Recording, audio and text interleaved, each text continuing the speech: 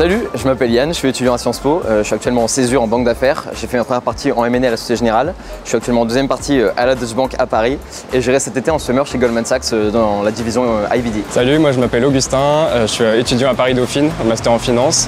Je fais ma première partie de césure chez Alantra en fusion-acquisition et là je vais chez Eurazeo dans l'équipe mid-large buyout en private equity. Je m'appelle Mohamed, j'ai fait mes études à Dauphine et à l'ESSEC et je suis en ce moment en stage en private equity chez Ardian dans l'équipe buyout. Hello, moi c'est Thomas. Pour me présenter rapidement, moi j'ai obtenu une offre en off-cycle chez Morgan Stanley en sales et trading produits structurés. Je m'appelle Gasparine Chospé, je suis à l'EDEC en bachelor et pour ma troisième année de bachelor du coup j'ai obtenu une offre en mid-cap à la BNP Paribas. Je m'appelle Sina, je suis à Sciences Po Paris au master finance stratégie. Avant ça, j'étais en équipe de France de judo et actuellement je suis en private equity chez Eurazeo. Hello, alors moi c'est Rita, j'ai intégré Dauphine en L1 dans une licence d'éco-gestion. Ensuite j'ai fait un master en économie et ingénierie financière en alternance. Là, je vais rejoindre les équipes de Citi cet été pour un summer en investment banking.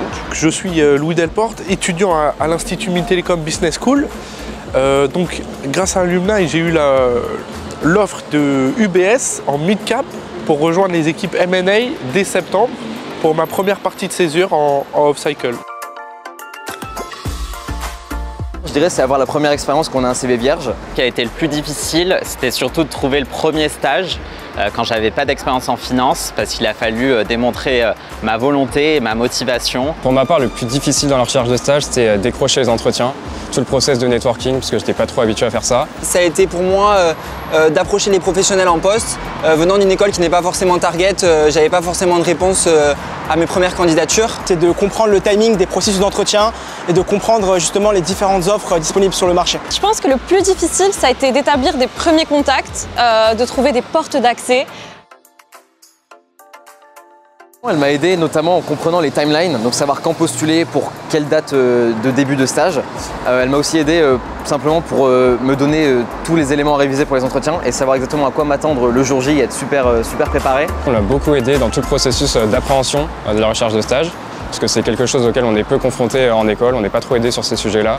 L'avantage d'Alumni, c'est d'avoir un accès à l'information et de mieux comprendre les processus de recrutement des différents fonds ou des banques. Ce qui m'a vraiment aidé, c'est de comprendre les process, d'avoir un meilleur background technique et aussi d'avoir tous les outils de networking nécessaires pour trouver un stage. C'était justement apprendre à networker, qui est pour moi l'une des choses les plus importantes et toujours, comme je le disais, du fait du bachelor, c'était un peu compliqué. Il met à disposition de l'ensemble de ses étudiants un forum qui permet d'accéder aux questions classiques d'entretien.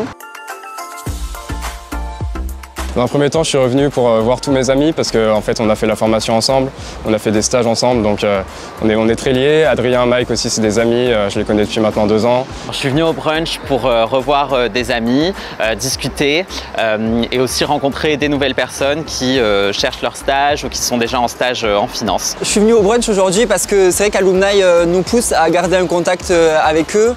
C'est vrai qu'on a l'occasion de rencontrer plusieurs étudiants qui sont dans la même galère entre guillemets que nous. Et je pense que c'est essentiel de discuter avec eux dans les bons moments comme dans les mauvais.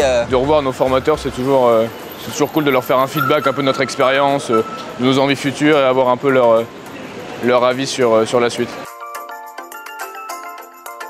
Et le plus important, je dirais que c'est de bien s'entourer, de bien s'organiser sur les révisions sur la technique. Persévérer, jamais rien lâcher, bien suivre ses candidatures. Ça serait de s'intéresser vraiment à l'actualité financière, économique, essayer de lire les échos, de regarder BFM Business, de vous intéresser vraiment à la culture économique parce que c'est des questions en entretien qui pourront être posées. C'est de bien comprendre pourquoi tu veux travailler dans cet environnement-là, que ce soit en conseil, dans une banque ou dans un fonds de private equity, et surtout d'axer ta préparation sur 2 points, la préparation technique mais surtout le networking.